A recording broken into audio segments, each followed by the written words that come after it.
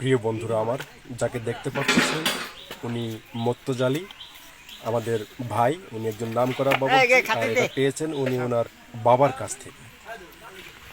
আচ্ছা, এই যে আপনাকে একটা প্রশ্ন করা ছিল আমার, করব? এই যে আমাদের এলাকায় এই যে পাড়া মহল্লায় যত রান্না বান্না হয়,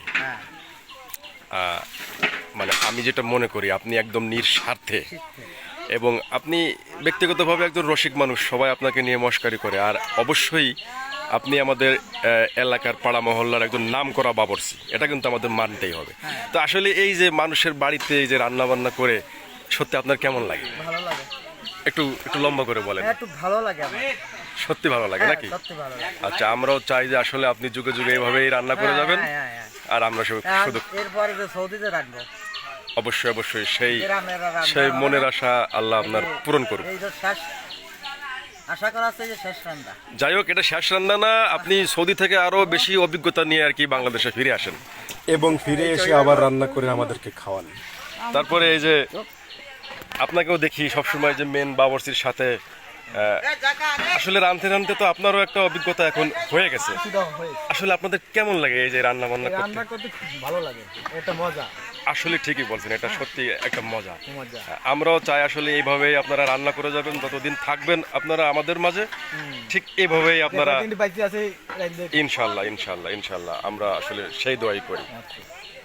তাহলে আমি একটু সবাইকে দেখাই, এবং সেই সঙ্গে আমি আরও দেখানোর চেষ্টা করব আরও যারা সহকারী বাবরচি হিসেবে মেন বাবরচির পাশে সবসময় কাজ করে থাকে। মেন বাবরচির সাথে যারা যারা সবসময় একদম নিঃস্বার্থভাবে কাজ করে, আমি তাদের সবাইকেই দেখানোর একটু মোটামুটি চেষ্টা করতেছি। এই যে হচ্ছে আর একজন বদর।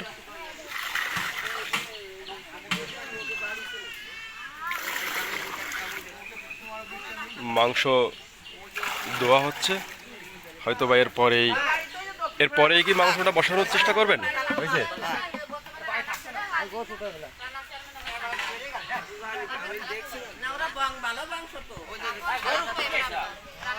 আর এরপরে আরো একজন আছে সহকারী বাবরচি যারা, তাদের মধ্যে অন্যতম আরেকজন হচ্ছে ইমরান এবং এই যে আলামিন। মোটামুটি সবাইকেই আমি দেখানোর চেষ্টা করতেছি। এখানে তৈরি হচ্ছে, অলরেডি হয়ে গেছে, রান্না শেষ। এটা হচ্ছে খিচুড়ি। যারা এই যে রাত্রে গরু কেটে বা পেঁয়াজ মরিচ রসুন সব কিছু যারা মশলাপাতি তৈরি করে ফেলেছে একদম, এরপরেই হয়তো বা মূল রান্নাটা শুরু হবে, যে গরু মাংস, পরে ডাউল, বিভিন্ন কিছু আর কি।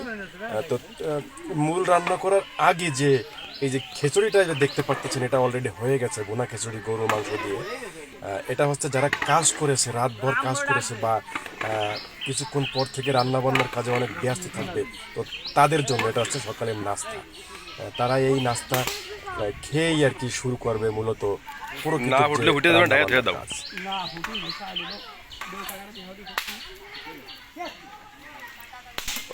সেই একটা সেন্ট বেরোচ্ছে খিচুড়িটা। এই যে গরম গরম লাকড়ির চুলায় বাবরচির হাতে ডেকচিতে করে ভুনা খিচুড়ি রান্না, সত্যি এটা আপনি নামি দামি রেস্টুরেন্টে গেলে খিচুড়ি হয়তো পাবেন, অনেক উন্নত মানের রান্না করা খিচুড়ি খাইতে পারবেন, কিন্তু আসলে এরকম মজাদার রান্না আপনি হয়তো বা দেখতেও পাবেন না, খেতেও পাবেন না। আর বিশেষ করে এই যে একটা পরিবেশ, একদম গ্রামের চিত্র এটা। বিশেষ করে যারা এই চিত্রটা অনেক দিন যাবত ধরে দেখেন না, তারা যারা দূরে আছেন, দেশ এবং দেশের বাইরে আছেন, তারাই আসলে মুগ্ধ হবে আমার এই ভিডিওটা দেখার জন্য। আমি আরও দেখানোর চেষ্টা করব যেখানে প্যান্ডেল সাজানো হয়েছে, বরযাত্রী যেখানে বসবে এসে, এবং মেহমানরা যেভাবে আর কি চেয়ার টেবিলে বসে খাবে, আমি সেটা যাই হোক, সবাই ভালো থাকবে।